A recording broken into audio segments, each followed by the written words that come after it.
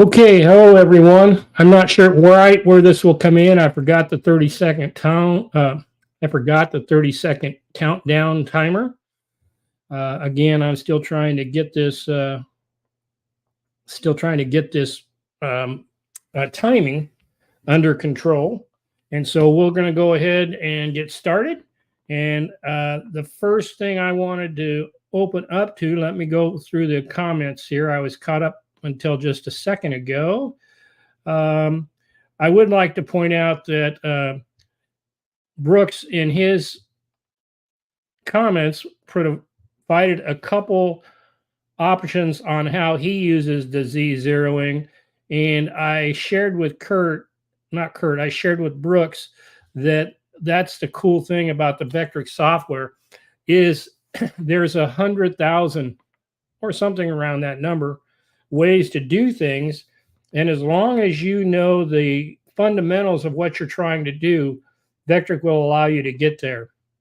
I put these videos out that for some people may seem very basic or fundamentals if they've got lots of CNC experience, but I find that sometimes when somebody puts something out there in a way that you haven't heard before, it gives you a new perspective. It's one of the reasons why I enjoy being part of the Learn Your CNC process with Kyle Eli. He, every time I watch something he does, it's not that I don't know how to get to where he's going, but many times he shows me a more efficient or more effective way that I hadn't thought about. So that's why I've decided that I will make these basic, what some people may call basic fundamental videos, because we're all at different levels. And so I'm always trying to get feedback and learn about what worked for people and what didn't. And so that is why I do them, and I'll continue to do them, because it seems to be something people want, even though there are other videos out there on it. It's just a little different way of sharing that perspective. So let me go down through the comments. One of these days, I'll probably look at trying to get a moderator to help me do this part. Let's see here.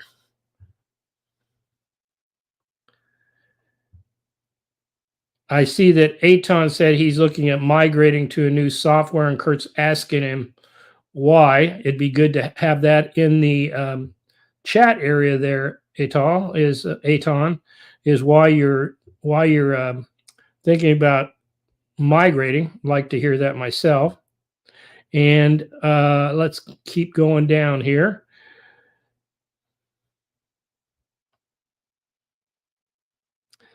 Hello, Michael and Steve Nealon from Harneal Media. I think some of you know, Mark often opens up with something about his confidence in Harneal Media and Steve Nealon and so forth. And for many years, for about 3 years or so, I was trying to get a website up, and I kept struggling because I couldn't get focused. And of course, I really didn't know how to do it. And so a couple months back, I was talking with Michael Bernasconi there, and he told me that Steve had done a good job for him, and that maybe I should look into what Steve at Harneal Media can do. So again, I'm not sponsored. I don't get paid for anything, but I will say this. I will say that, and I'll put a link down here because I think Steve did give me an affiliate link, but that's not the point. I will say that Steve accomplished in 3 weeks what I was trying to accomplish in 4 years. And now the only thing holding my website up is me giving him stuff to post and put up there. And then he kind of reads my mind sometimes. So I see Steve's in the audience there. And if you are looking for a website, you might want to talk with him. Let's see here. Keep going down here. Okay, I've got this one here. And it says, Rob, which SW did you use to create the spill effect for the pour? Are we talking, Brooks, about the drip stock there, the spill effect of the pour in the bowl? And if so, then the answer to that is I bought Corbin Dunn's. You know, he was a guest on my show a few weeks back, and then he was a guest again on Mark Lindsay's show just a couple weeks ago.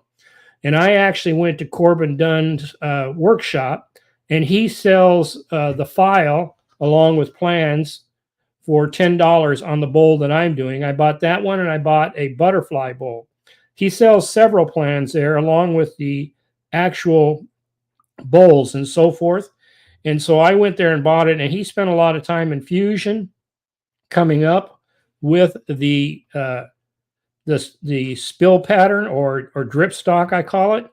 And then he exports it all, excuse me, as an STL file. So what you get from Corbin is a couple STL files. One, in this case, I got the heart bowl as an STL file. And of course, then you control how thick it is and all the other stuff by importing an STL. And I got the drip stock. And so you get both of those files and you set those up just how you want. I decided to set it up with a thickness of 2.5 inches for the stock that I glued up. And I'm using his STLs. And I was getting assistance by Jim Matthews, who has actually done several of these bowls, and he's played around with his own spill pattern these days. So that's where I got mine, and I keep trying to get Jim on here, but he's a busy person and has only a little bit of a time. So that's where I got the spill pattern. And Brooks, can you let me know if that's what you were talking about?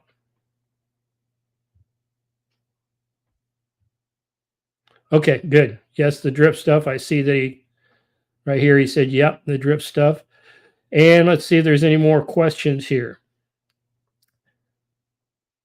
All right, so I don't see there's any questions. I see that Kurt is having chicken cordon bleu tonight, trying to make people hungry, and Mark's got his wife cooking chicken. So with that, let's go over to the next topic. I said if I didn't get any questions on the Z-zeroing video. Just one last query. No questions on the Z0 video. I'm going to move over to the Vectric V12 that I've been exploring, and I wanted to share a couple of the things that I am finding very interesting, and I thought some others may. Okay, question on the video. Kurt, you said you had a question on the video, and what is it?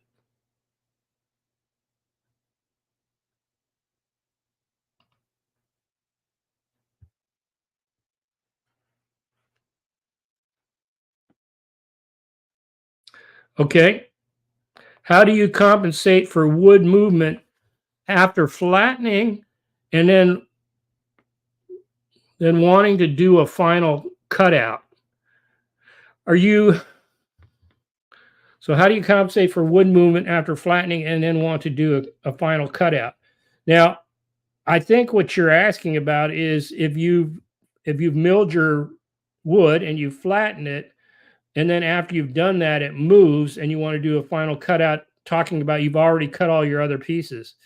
Well, there's not a straightforward answer on that, Kurt, because each situation requires a different way of doing it. In some cases, if I have small wood movement, then what I have to do is find ways, jigs or other ways to hold the wood flat while I do the cutout.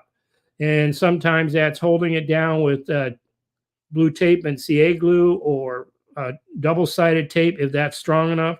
Sometimes it has to do with holding it down with screws. But the point is that you have to have it flat if you're going to get a good cut through on that wood.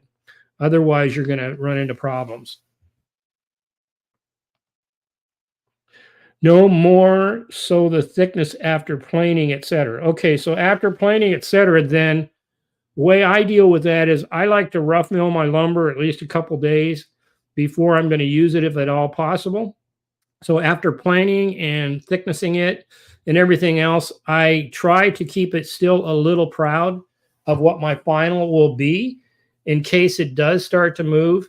And then, because normally that movement will happen because you're taking more away of the stock and the tension starts to release.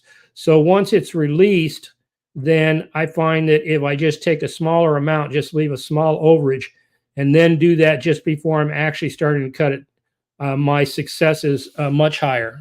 I don't get into as much trouble. And I hope that makes sense.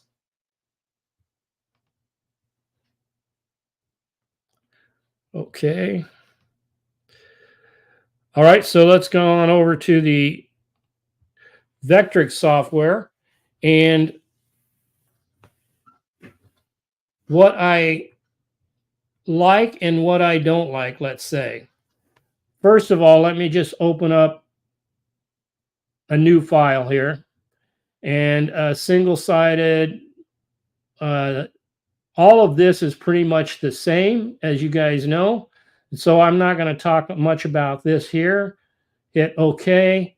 And so the things that I like is I like kind of the looks of the cursors and so forth over here. But in reality, I'm struggling at times because what I knew was where, meaning which cursor did what, has been totally moved. Now, I'm seeing that most of the people in this audience is people that are using the Vectric software and have been in Mark's sessions and other people's sessions. So I don't want to bore you to death, but I'm going to share with you what I'm liking. And then you can share if there's something I miss that you would like in the comments, and I'll go through that. But I'm going to talk about the things I like the most versus what I don't like. I like to try to stay on the positive. So let me import a file here, because then I can move straight from this into that sketch carving tool real quick and how much I like that. And so let me open up a picture here, and I'm going to import. And as you know, they took all of the importing features and they put them into basically this one button. So I'm going to open that up. And then what I want to do is I'm going to come over to some vectors that I've been playing with.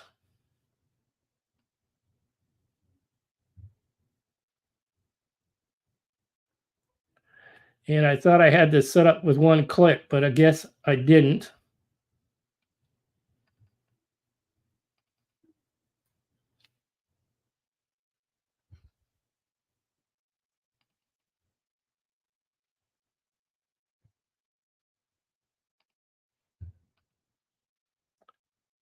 Not that one. I didn't want that one. I'm going to undo that. I wanted the other one, of course, 50-50 chance. And I'm going to pick the wrong one. Here we go. Now, the reason I didn't want that one there was because it was part of the picture was cut off. So what I really like now is the way they've got this split up is I really do enjoy having the toggle buttons on each of the screens. And so the ability to turn your 3D on and off on that screen, turn the vectors on and off on that screen, the ability to manipulate everything on the 3D screen as well as the 2D screen is something I'm really enjoying. And so if you haven't played with that, that's something you'll want to play with. And remember, this is a really cool set of buttons up here, because this actually allows you to see the toolpath once you've got one set up. So I'm really enjoying this part of the software. I'm enjoying the fact that you can arrange this in a way that all of these tools here and these tools are all on the same layer. And one of my more favorite things are these buttons that they put here at the top. The fact that you can actually create a new sheet right up there at the top and switch to it pretty quickly without having to double click on another sheet.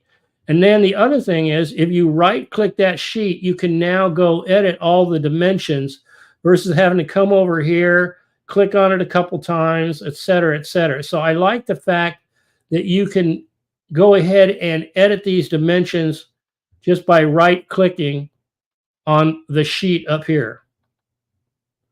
And so let me change this sheet, for example. I want this sheet to be 12 by 12 based on what I'm going to do here in a second. Hit OK. I'm surfacing off the material on this case. And so I think that is a really cool feature.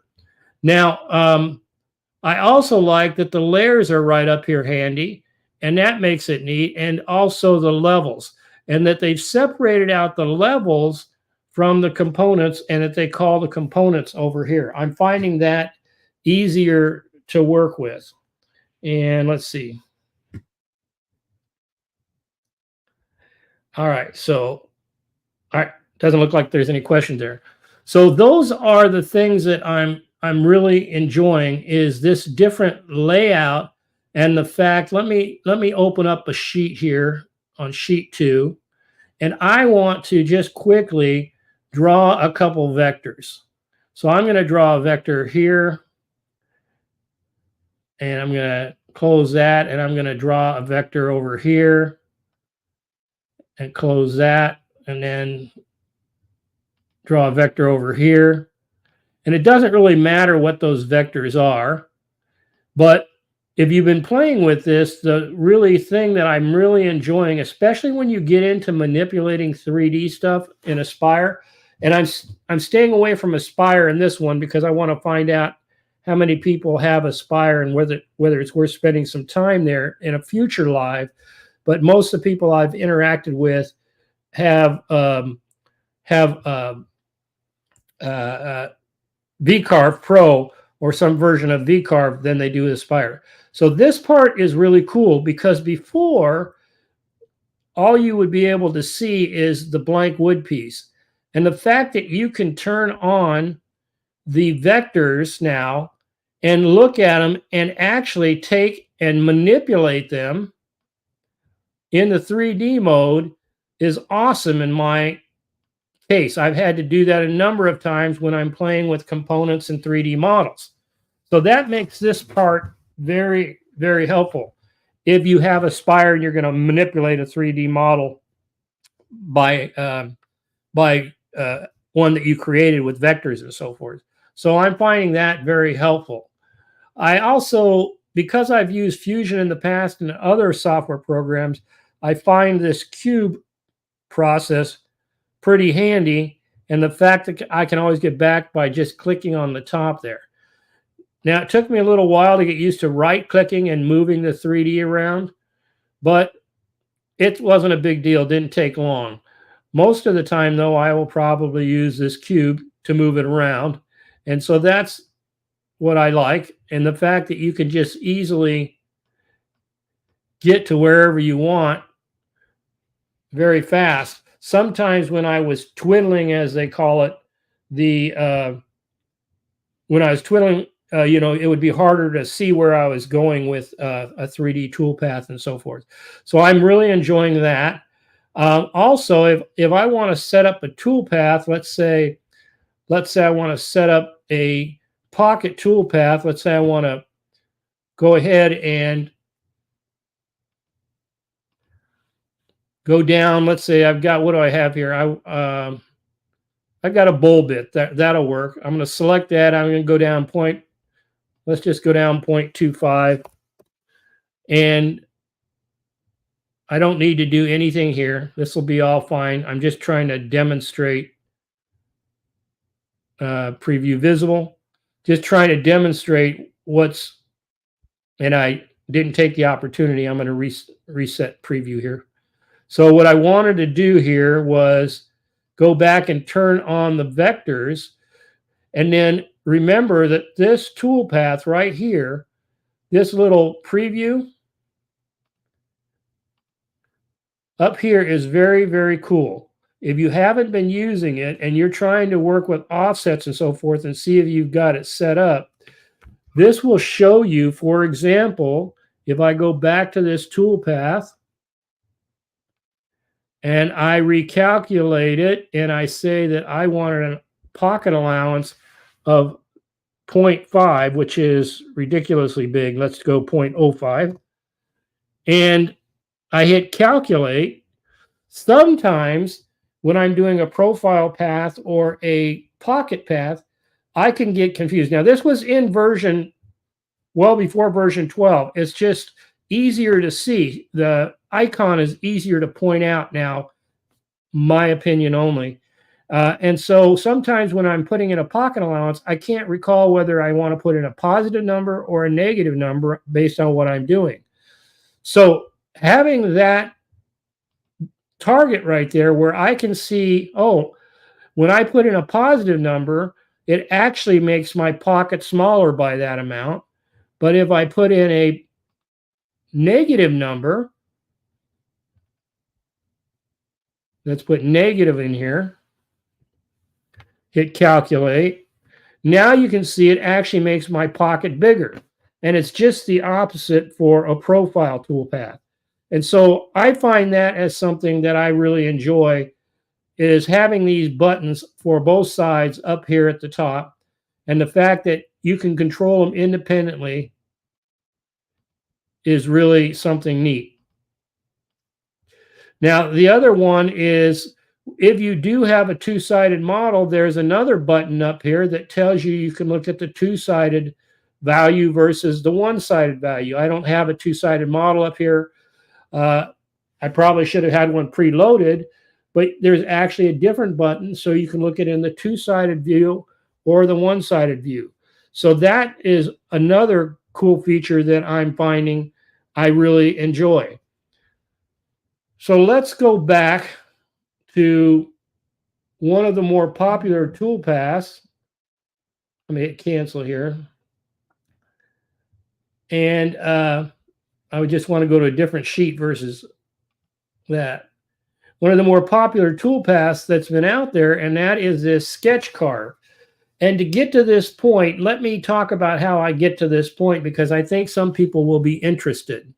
Now, I'm not sure how many of you take Kyle Eli's course. And of course, I'll put a link to it down here if you're interested, because I'm going to use something that he put together for his course and shared with his students. So I think it only the right thing to do to share with you some of the things that I've learned from his course. And also Michael Bernasconi shared some stuff with me, and Mark Lindsay talked about something on his show a couple weeks back. Since most of you are Mark Lindsay aficionados, it might not be new to you, but I wanted to go through it real quick because I found it helpful. And when I talked with Mike said he liked the tip and thought it might be helpful. So Kyle gave us, and I'm not going to share this document with you guys because you got to be part of his course, but I'm going to share you the concept is he shared with us a list of useful AI tools, and I think I'll put something like this together based on what I'm been exploring with AI. And he gave us some example AI prompts that are very helpful. So let me walk through the process, and I'm going to, at this time, I'm going to bring in the image creator over here. Make it so it's easier to see. And I'm going to put in a prompt, the start of a prompt, let's say, that I might use in this area over here. And I'll talk about what's in it. So as many of you know, I do stuff for the San Diego Fine Woodworkers group. And so it's to help them sell stuff at their holiday gift sale. And the thing that is popular down here, of course, are things associated with the San Diego Harbor, the Coronado Bridge, and so forth. So I like to put graphics into either laser cut or 3D model, like I did with a Torrey Pines tree before, or other opportunities to import or use the San Diego landscape, let's call it. So it's very beachy here and so forth. So here's the key points I want to get into this prompt. And this was originally something that Kyle shared as an idea. And here's the key points. Create a high quality black and white image. And this is for one where you're trying to get vectors to sketch with, or laser cut. So create a high-scale black and white image designed in a clip art style that emphasizes strong contrast. So see those two things, black and white, strong contrast, and clean lines. The image should feature simple yet visually compelling. And then from there, you put in what you're looking for. And what I'm going to put in here is compelling. And I could have put a compelling, which would have been better English. It doesn't seem to matter. Scene of looking around, looking out at a pod of whales, having fun with Coronado Bridge, San Diego in the background. So I'm telling them I want a pod of whales and I want the Coronado Bridge and San Diego in the background. And once I've got that, that's my clue. And I went and hit create.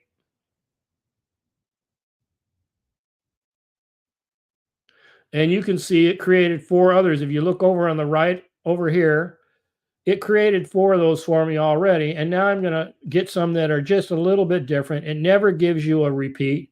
But here's some examples that it came up with. And I like this one because it's gotten a good contrast, but it also has the city back there, and then it has Coronado Bridge. So I think that one looks pretty darn good if you ask me. And so I'm going to go ahead and download that one there. And it's done that fast. So once I download it, I'm going to open that file. Let's go back now over to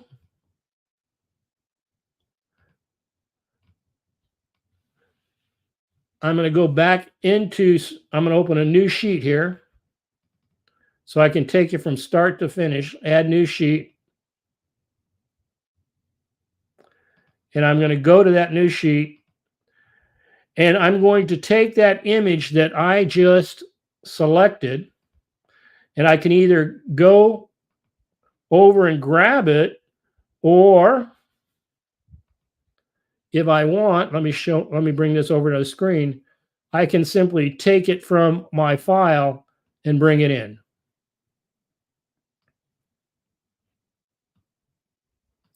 Everybody following me so far?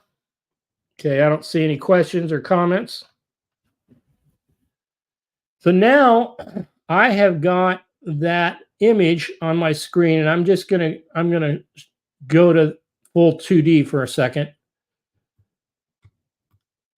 And I'm going to take that image and I'm going to center it by selecting this over here. I guess I could have selected F6 and it would have done it. And now I have this image here. And now I want to go to the 2D and 3D view. So some people have been saying, when I've been talking to them in chats and other things, saying they can't figure out how to get a good image that will do anything in the AI editor. And what I'm experiencing is that I'm getting dozens of images that would be good for laser engraving. And then Michael Berlusconi and I also played with those images in doing some 3D modeling. And I've asked Michael to come on the show one of these days and go through some of that because he taught me a lot in just an hour or so. And hopefully we'll get him on here. But we also found when we were playing with these images, this way of getting them also helped with making them into, and yes, Lucky says,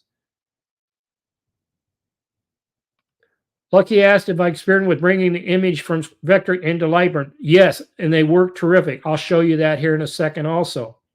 So they work terrific in Lightburn. So in fact, that's where I started with a cribbage board and that I was making. And I wanted that cribbage board to have a scene on it. And here is a picture of the top of that cribbage board. And this is done in Lightburn with one of those AI generated images. So Hopefully, I don't know how well it's showing up on your screen, but that's an example of an image that I brought into Lightburn. So now if I go back over here and I go to use the new sketch carving toolpath right here, and you can see how heavy all these lines are. So I'm going to try to move them down a little bit. And I've got a 30-degree V-bit. Maybe a 60-degree V-bit would work better, but I'm going to try my 30-degree, and I'm going to come down just a little bit more. I want just a little more separation up here if I can. And I'm giving myself just, instead of 0.125, let me give you a 0.1 depth. And I'm going to calculate this sketch carve directly from what I did in AI. And you've been online with me the whole time, so you see how fast it's going. All right. So now if I turn around and I like that, and I kind of do, I think, I'm going to go ahead, and one of the things I like to do is change this toolpath color to black just because it's easier for me to see. And I can preview that now. And I think that image came along pretty good. Now, I actually might want to make it just a little heavier. I see some of the lines pretty sketchy in the back here. So let me let me go ahead and modify that just slightly and make it just a little bit more. And if you play with these buttons, you'll get different views. And up here. So that's what's really cool. That's the bitmap. If I turn off the bitmap, instead of the bitmap, what I get is what's carved. And I should have hit reset preview probably. So I'm going to calculate this now.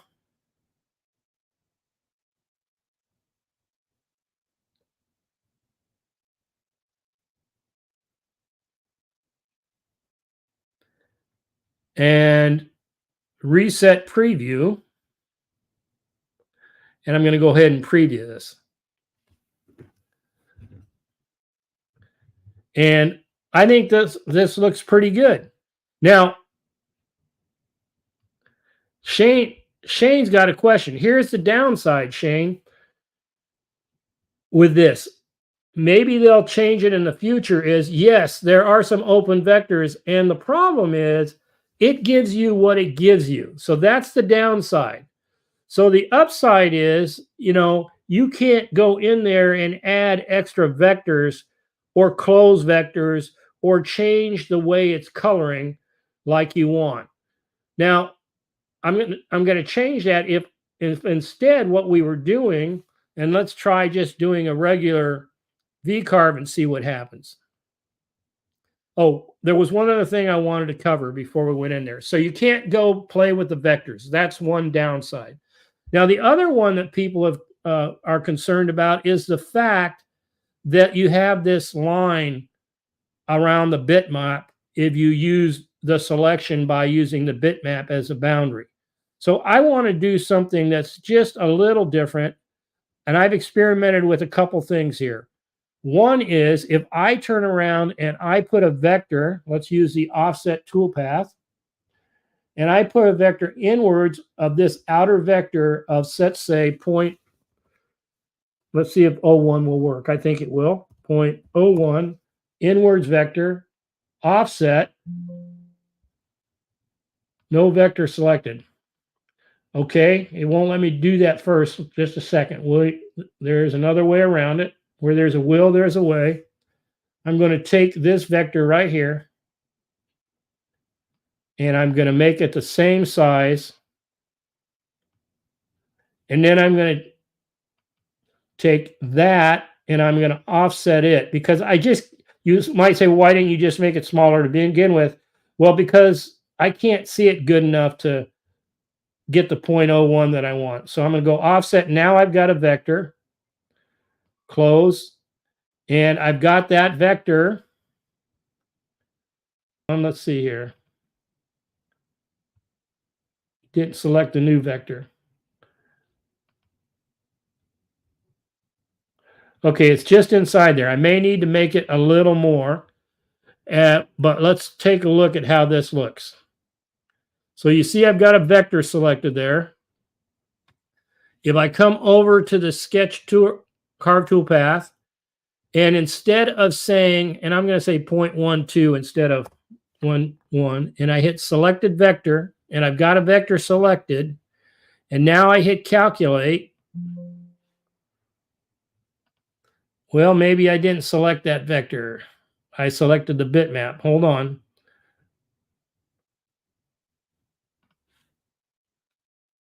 I'm going to have to go ahead, come back over here and take this vector here. And I'm going to offset it. There we go. So now I'm going to go back over the sketch carving. I'm going to select the bitmap. I'm going to select this vector, 0.12. I think I want it a little deeper. I hit selected vectors, hit calculate here. Oh, I thought I selected it. Maybe I didn't. Hold on.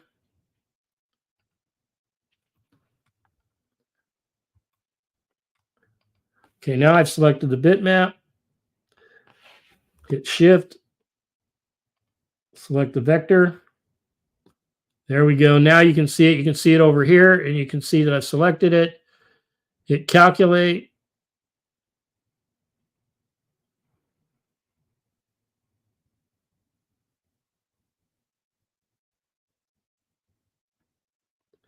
Reset preview from before. Preview visible. And now what you see is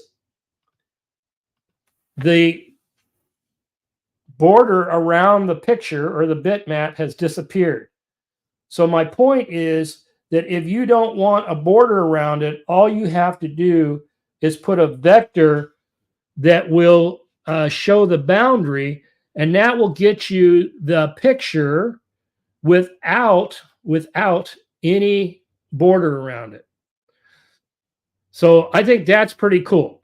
Now, as Shane pointed out, the kind of work that Shane does and other people do where they make epoxy inlays and so forth, you can't play with this. So you're going to have to do something like the old-fashioned way if you wanted to get there. And I haven't played with it too much, but basically, let's go full screen here. Turn this off. What you would need to do is,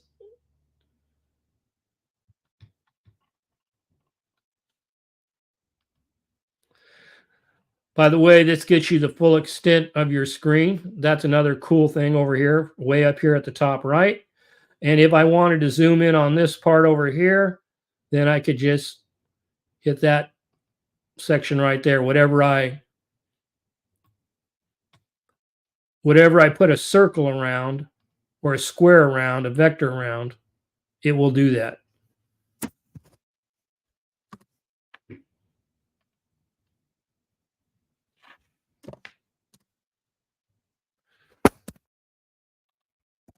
There we go. It wouldn't let me out of that mode.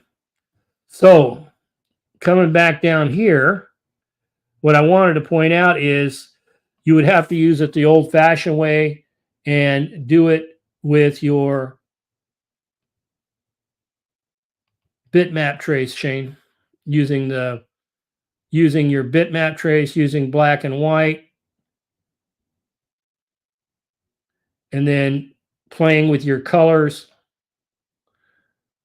until you get to the point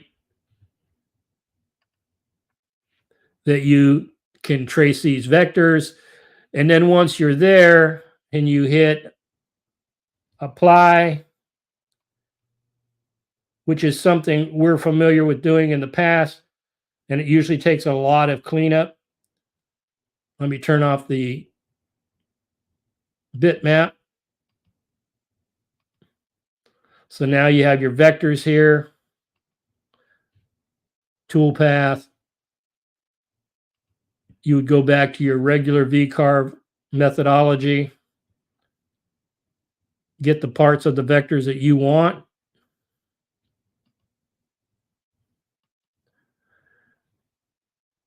Calculate.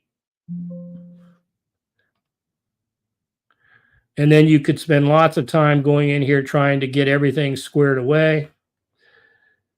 Hit preview visible.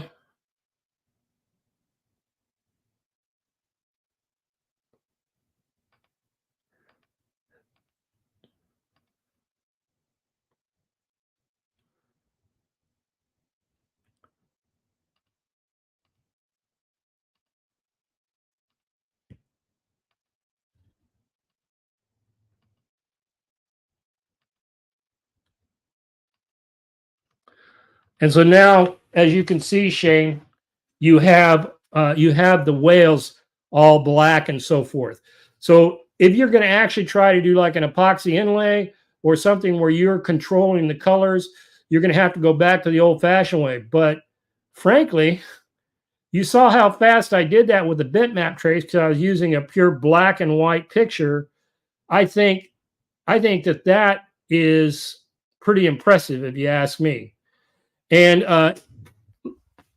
Lucky asked, would it help if you import it into ImageR? It could.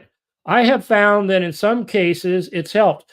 But I think if you're looking at this, I think these vectors are pretty darn clean, to be honest with you. I'm really happy with that. And so in this case, I didn't take it from ImageR. I took it straight from the AI stream. And so now there's that tool. Now let's go, and hopefully my computer holds up, but I'm going to come up here and I'm going to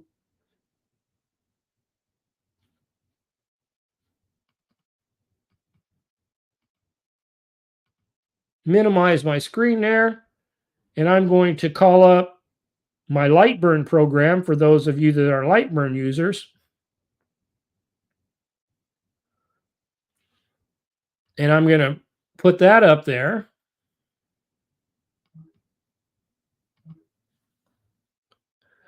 I'm getting a message, a newer version of Lightburn is available. Do I want to use it? And I just put no. I don't have time to play with that. I actually downloaded it earlier and didn't bring it up. So now I'm going to go ahead and do the same thing I did before. I'm going to import that same picture that I just did a second ago.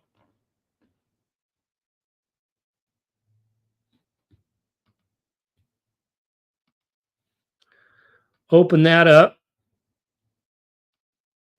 And I'm going to use the image trace function. And notice I'm not playing with the image at all. I'm not trying to change the colors or anything else. And I've imported that. And I say, okay, I like it. I'm not playing with it. Now what I'm going to do is I'm going to move this away here. And if I take and I use the fill function, by the way, you can see with the image I put up here that I was using a Lightburn image, an ImageR before for the other things. So now if I come over here, and let's just see what happens if I change this to fill, because I haven't played with it at all. You guys saw me for the first time bring it in. Let's fill smooth. Okay. And I'm going to make this, that's way too, I'm going to do like 325 for my machine. This looks good. Hit OK. And I'm going to hit preview.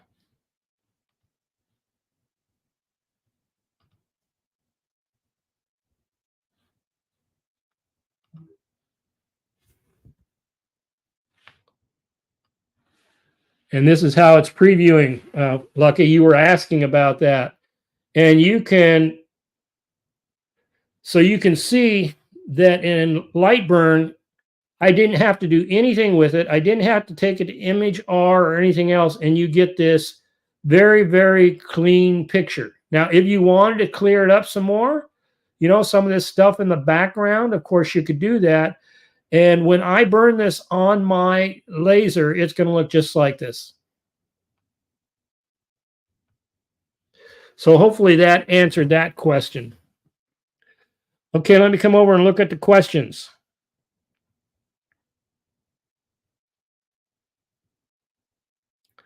We answered, would importing it into ImageR help?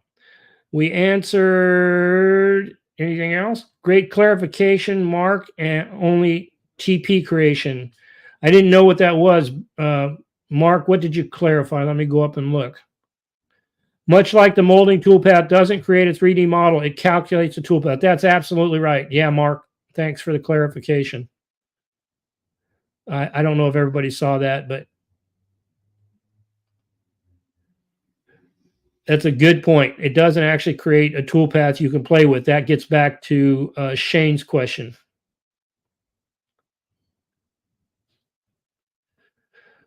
What you can do is save a preview pick and bitmap trace on that preview pick. Yeah, you could do that. Mark put down here, but hopefully that was after I showed before what you could do already. You can just, you don't even have to save a preview pick. If you want to control it, you can just take, and let me call this vCarve back up. Instead of saving a preview pick, I would just go ahead and do the trace bitmap like I did before to come up with this. And hopefully you recall what I did with that.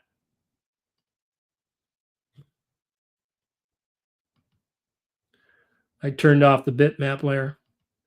Okay, so what I did before was I just took the bitmap, and we're going to change this one here. So I took the bitmap and I did the trace bitmap up here with the, as Shane likes to call it, the little birdie, adjusted the black and white threshold and did the trace bitmap, and that came up with this layer of vectors. So you don't even have to worry about saving an image to do that. You can actually have all the vectors right here and then play with them and manipulate them however you want.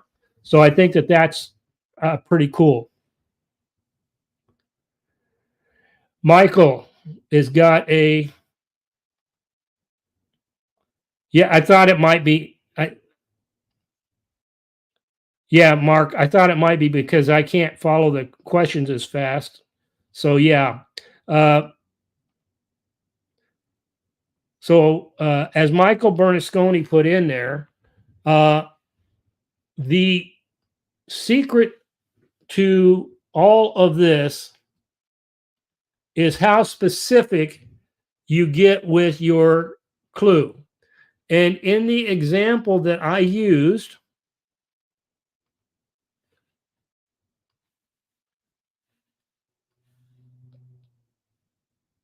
bringing it over on the screen now.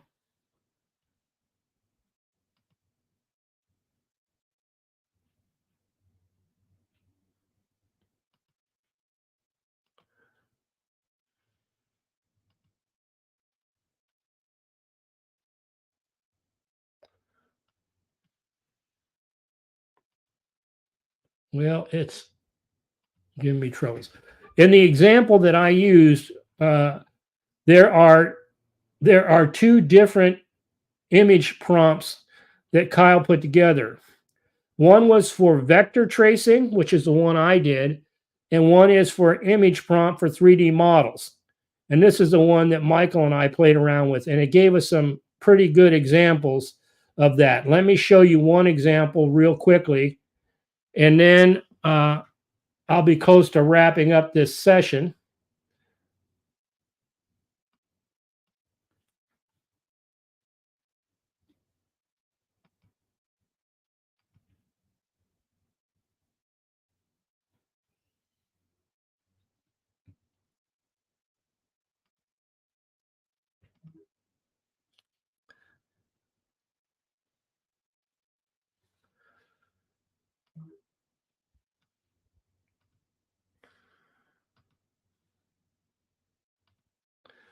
I'm trying to close out some of this stuff so that I can pick what I want. And here's a dolphin. I don't want to save this one I just did.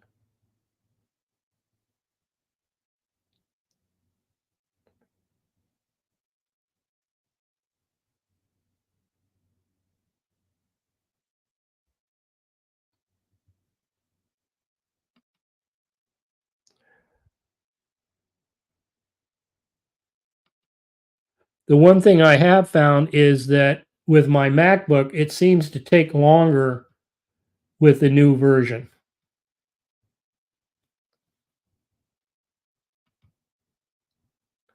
You can see it hasn't closed out. It should have closed out already. Let me open up the file, and it's probably easier that way.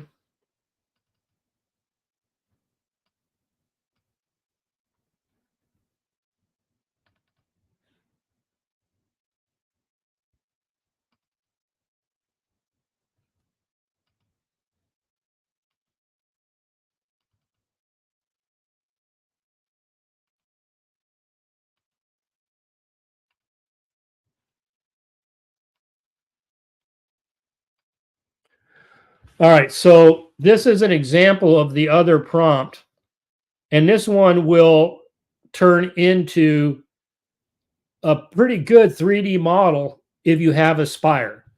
If you have Aspire, this, when Michael and I were playing with it, this came in as a pretty good 3D model just using the button convert bitmap to 3D model. So if you have Aspire and you want to play with that, then that AI prompt that we just went through, this one here, and if you're taking Kyle's course, you can get it. If not, I'll talk to Kyle about what I can release and what I can't for public. Is if you use this prompt that he's got right here, that's what gives me that 3D model.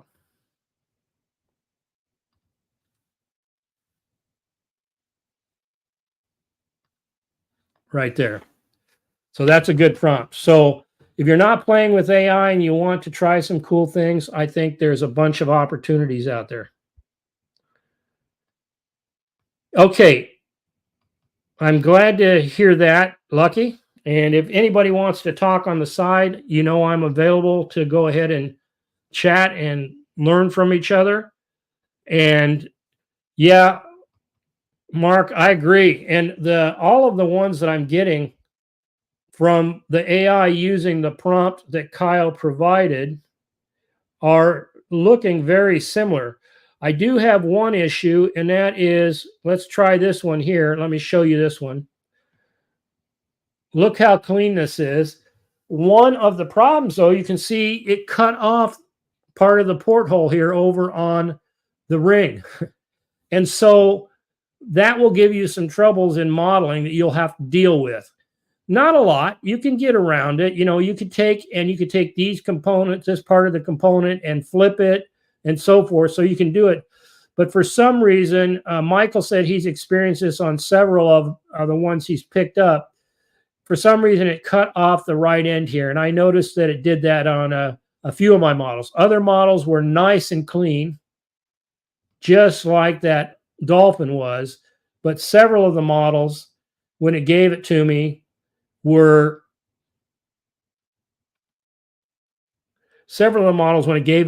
cut off on the right side.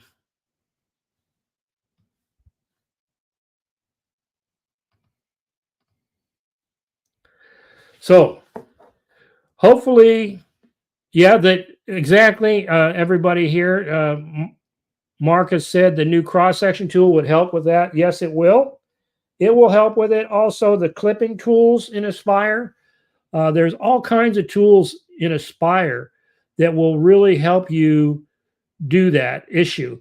And Michael said his experience is it's a Microsoft problem. And I noticed that it was a real problem a few weeks back, but I also noticed that the last few times I've done it, it's been better. So maybe they're working on it to try to get it squared away. The programs I like to use right now is that Copilot, one that I just shared with you. And Michael has others that he likes to use. He likes Midjourney. So Michael has been playing with Midjourney, and I haven't got to Midjourney yet. So I'll continue to play with this stuff and hopefully share it. And hopefully some of you got some information from it. If you did, I would appreciate it. I would also, to get the word out there, I would love you guys to when you get a chance, give me the thumbs up and give me comments after I release the video with the chat recordings, because that will help get it out in front of other people. And I also want to thank all of you for taking the time in this session and also watching my videos and providing me feedback and comments. You've been doing a lot of really nice feedback, and I really do appreciate that. And because of what you guys have done and your support along with others, I finally reached a point where I made the YouTube partner program. So I'm not at Mark's level where I'm a person getting stuff for or other people that have reached certain milestones where they get money for advertising stuff. But now it's qualified me one level below that to do super chats and memberships and other things if I ever decided to go down that direction. I would have never made it without the support of all of you and others that give me help. And especially Mark. Mark has given me a lot of guidance on the journey.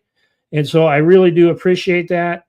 And so I am making progress slowly but surely on building this channel. And all of your help is appreciated.